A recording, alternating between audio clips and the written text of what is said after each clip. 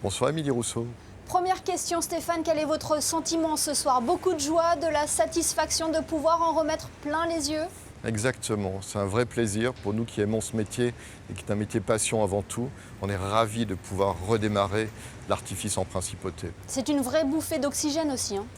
Complète, oui. Ça fait 20 mois qu'on n'a pas pu travailler malheureusement et pouvoir reprendre aujourd'hui et en plus en principauté, c'est un vrai honneur. Alors vous avez présenté la semaine dernière un show de 17 minutes. Comment se crée un spectacle pyromélodique, Stéphane? Il se crée avec l'envie de la saison, donc c'est l'été, là c'était la reprise après Covid. On avait envie que le public danse en regardant le feu, et c'est un feu pyromusical, donc on est d'abord inspiré par la musique. Je travaille avec mon partenaire allemand qui est Markus Katterle du groupe Flashart, et avec le groupe, donc on fait des échanges de musique, de bande-son. On passe beaucoup de temps à monter la bande-son, et une fois qu'on est en accord tous les deux avec la bande-son, on va dessiner le feu. Et une fois qu'on a dessiné le feu, il est validé par Markus Katterle en Allemagne parce que c'est eux qui ont les produits. On n'a pas de stock de produits en principauté, vous pouvez imaginer pourquoi, entre autres pour des questions de sécurité et d'espace. Et une fois qu'on est d'accord, donc on fait le dessin du feu selon la bande musicale qu'on a dessinée au préalable. Et comment les tirs arrivent à coïncider avec la musique? Tout est numérisé?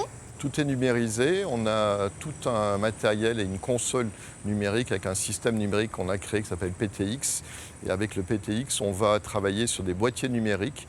Et quand on crée le feu, on va avoir des adressages pour chaque position. Et quand on crée le spectacle, au fur et à mesure, le logiciel va nous donner des étiquettes et qui vont correspondre à des petits boîtiers électroniques avec 16 circuits sur lesquels on va envoyer l'ordre de tir depuis une régie centrale avec un backup en secours si jamais on avait un problème électrique ou autre sur le principal.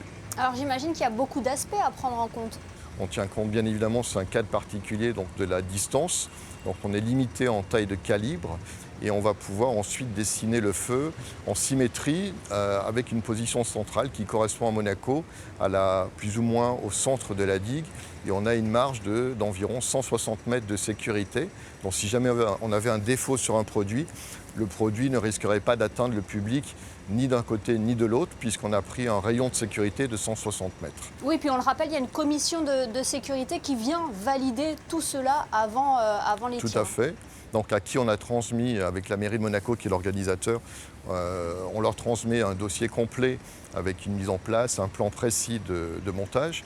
Et ensuite, on va obtenir l'autorisation de mise en place par la commission de sécurité. Et la commission de sécurité, quelques heures avant le tir, va venir et nous autoriser le tir en fonction du montage. Et puis vous êtes dépendant de la météo, trop de vent peut menacer un feu d'artifice?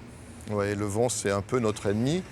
Il ne le menace pas vraiment, mais il va l'abîmer dans le dessin et il peut totalement transformer une direction de projection d'un artifice carrément sur la gauche ou sur la droite selon la force du vent. Et à ce moment-là, le dessin est totalement abîmé.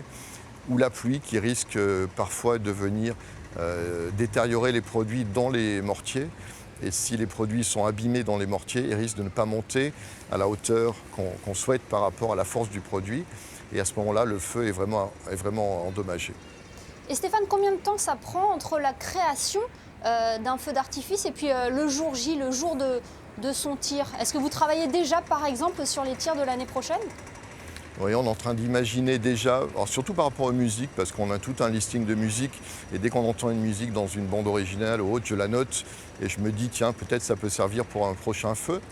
Ou sinon, dans le cadre de ce spectacle-là, on n'a pas eu beaucoup de temps, on a eu exactement 1 mois et 10 jours pour le préparer. Il faut savoir que quand l'équipe arrive sur Monaco, chaque produit est référencé et chaque produit est référencé par rapport à une position de façon à ce que ça aille relativement vite quand on arrive sur le site, puisque sur le site on a exactement 48 heures à partir du matin 7 heures la veille pour pouvoir monter le tir, et la commission de sécurité arrive à 17 heures. Donc il faut qu'à 17 heures tout soit terminé.